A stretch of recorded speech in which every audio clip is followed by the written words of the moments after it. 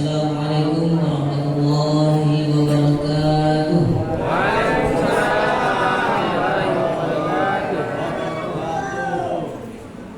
Bapak-bapak, ibu-ibu yang dirahmati oleh Allah Subhanahu wa taala, pada malam yang berbahagia ini kayaknya saya bodoh Pak. Saya imamnya, saya juga nantinya. Saya yang ceramah, saya juga imamnya nanti. Berarti jujur itu mendatangkan rezeki. Sesuailah hari ini dengan temanya. Betul ya Pak ya? Mungkin ada kejujuran dari pribadi yang datangkan rezeki. Itulah itu. Baik. Bismillah, alhamdulillah rabbil alamin, wassalatu wassalamu ala asrofil anbiya wal mursalin wa ala alihi wa sahbihi wa man tabi'ahum bi ihsan ila yaumiddin. Alladzi anzala as-sakinata fi qulubil mu'minin liyazdadu imanan ma'a imanihim. Asyhadu an la ilaha illallah wahdahu la syarika lah wa asyhadu anna Muhammadan abduhu wa rasuluh la nabiyya ba'da. Amma ba'du. Alhamdulillah, banyak-banyak bersyukur kita kepada Allah Subhanahu wa taala pada malam hari ini masih melimpahkan rahmat dan karunia yang besar kepada kita semua, sehingga masih dapat kita rasakan nikmat tersebut. Hari ini, tepat pada malam ini, kita masih dapat melaksanakan sholat isya berjamaah, dan insya Allah nanti disambung dengan sholat tarawih dan witir berjamaah. Selanjutnya, sholawat serta salam semoga senantiasa selalu tercurahkan kepada Nabi Muhammad SAW, yang mana Nabi Muhammad ini ketika dia mau sakaratul maut, dia tidak memanggil ayahnya, dia tidak memanggil ibunya, dia tidak memanggil pamannya, tapi yang dipanggil siapa? Ummati, ummati, ummati. Maka sepantasnya kita harus meringankan mulut kita untuk berselawat kepada Nabi Muhammad SAW ketika mendengar namanya dengan melafazkan Allahumma shalli ala sayyidina Muhammad wa ala ali sayyidina Muhammad. Assalamualaikum ya Rasulullah, assalamualaikum ya Habibullah. Mudah-mudahan bagi kita yang berselawat kepada Nabi Muhammad SAW cepat kaya, amin ya rabbal alamin. Kemudian yang tidak berselawat kepada Nabi, antara mudah-mudahan diberikan kelapangan hati untuk berselawat kepada Nabi Muhammad SAW. Karena di surga nanti, Bapak Ibu yang dirahmati oleh Allah Subhanahu wa taala, kita bakal berkumpul dengan Nabi Muhammad SAW kalau kita cinta kepada Dia. Seringan-ringannya cinta, yaitu kita mengucapkan kalimat sholawat untuk Dia ketika kita mendengar namanya. Mudah-mudahan kita semua mendapatkan syafaat di yaumil mahsyar nanti dan dilapangkan rezeki selama hidupnya. Amin ya rabbal alamin. Baiklah Bapak Ibu yang dirahmati oleh Allah Subhanahu wa taala, pada malam yang berbahagia ini kami mendapatkan kesempatan untuk memberikan tausiah. Bukan maksud saya ini untuk menggurui, tapi kita di sini berbagi kebaikan. Mohon maaf kepada bapak-bapak, ibu-ibu, orang tua kami.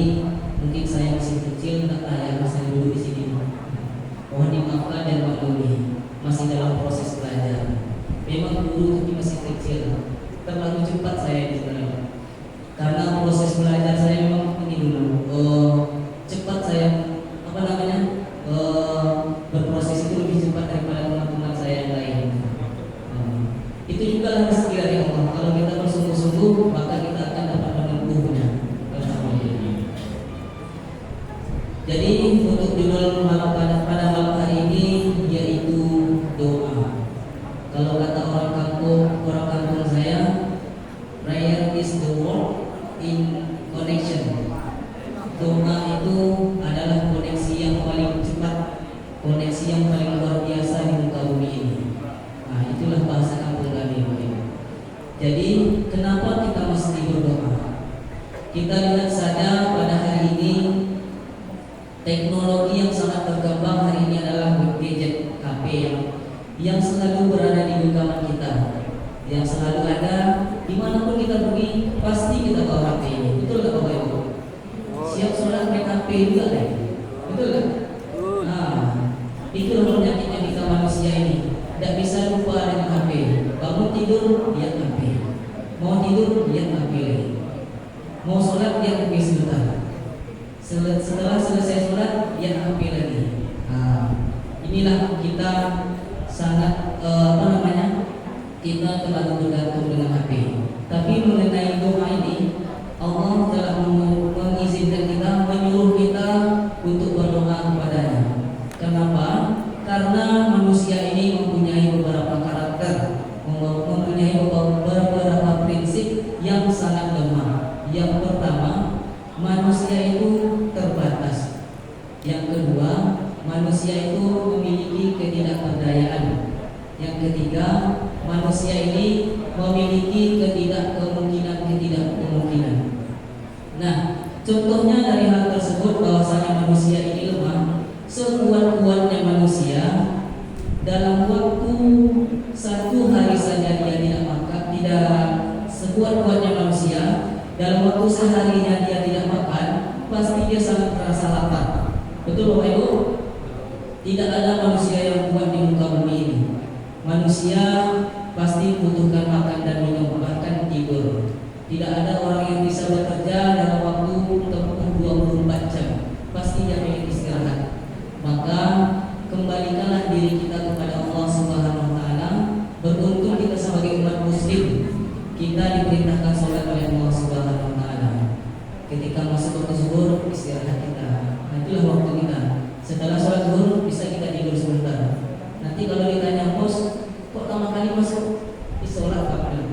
Bilang aja sholat. Padahal kita tidur setelah selesai sholat. Betul Pak Ibu? Betul. Begitu juga saya sebenarnya. Kadang saya juga capek, kadang setelah saya sholat zuhur bertanam pada dulu, baring dulu. Karena kita lelah bekerja dan juga kita berpikir. Kemudian di sela-sela waktu sholat itu baru kita bisa dapat istirahat. Nah seperti itu berarti kita termasuk orang-orang beruntung sebagai umat muslim dikasih waktu istirahat, ada waktu untuk istirahat. Nah kemudian Allah memerintahkan kita untuk berdoa. Itu supaya apa? Supaya manusia tidak selalu sombong, tidak sombong dengan apa yang ada pada dirinya. Manusia ini kadang anehnya terlalu hebat, sok hebat, terlalu sok kuat, sehingga dia tidak mau meminta kepada Allah Subhanahu wa taala. Padahal dari ujung rambut sampai ujung kakinya itu adalah pemberian dari Allah Subhanahu wa taala. Bapak Ibu barangkali di sini ada tak yang bisa membuat mata? Tidak mungkin ada. Ada tak Bapak Ibu yang di sini kira-kira bisa tak membuat sebuah jari, kemudian jari tersebut bisa dihidupkan?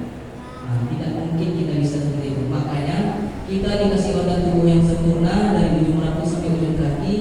Itu kita gunakan untuk mendekatkan diri kepada Allah Subhanahu wa taala.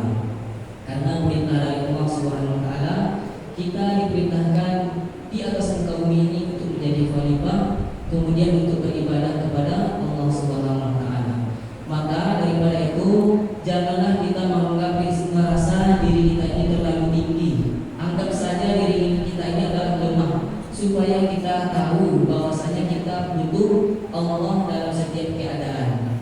Nah itulah dari beberapa penyampaian yang saya sampaikan, bahwasanya manusia ini banyak ketidakmungkinan. Makanya manusia tidak boleh bersandar kepada manusia, karena setelah manusia itu bersifat tidak banyak ketidakmungkinan dan banyak juga berdusta. Dan manusia itu banyak tidak pastinya. Maka kita gantungkanlah harapan kita kepada Allah Subhanahu wa taala.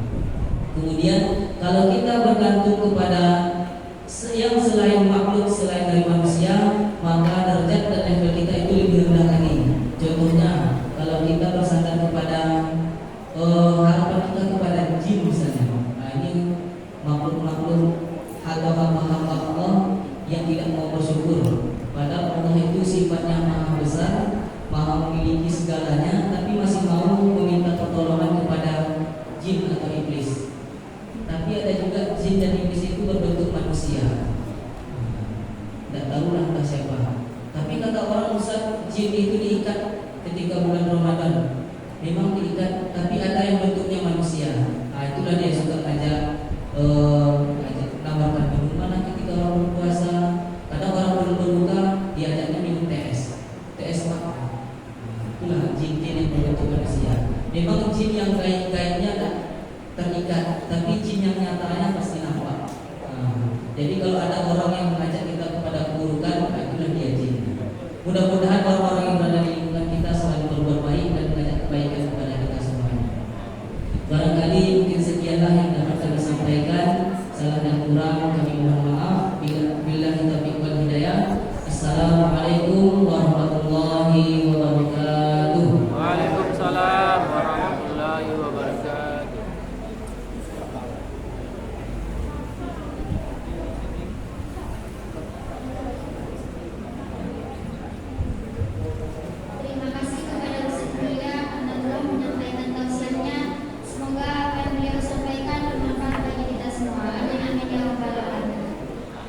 Baiklah para jemaah muslim ibadah rahmat, setelah ini kita akan melaksanakan salat sunat tarawih dan witir secara berjamaah. Adapun imam kita pada malam hari ini ialah Ustaz Mulia, dan yang akan menjadi bilang pada Bilal pada malam hari ini ialah saudara Anda. Maka daripada itu, marilah kita bersama-sama mempersiapkan diri untuk melaksanakan salat sunat tarawih dan witir secara berjamaah. Saya sebagai protokol mohon maaf apabila ada kesalahan dan kami undur diri. Wabillahi taufiq wal hidayah. Wassalamualaikum warahmatullahi wabarakatuh. Waalaikumsalam warahmatullahi wabarakatuh.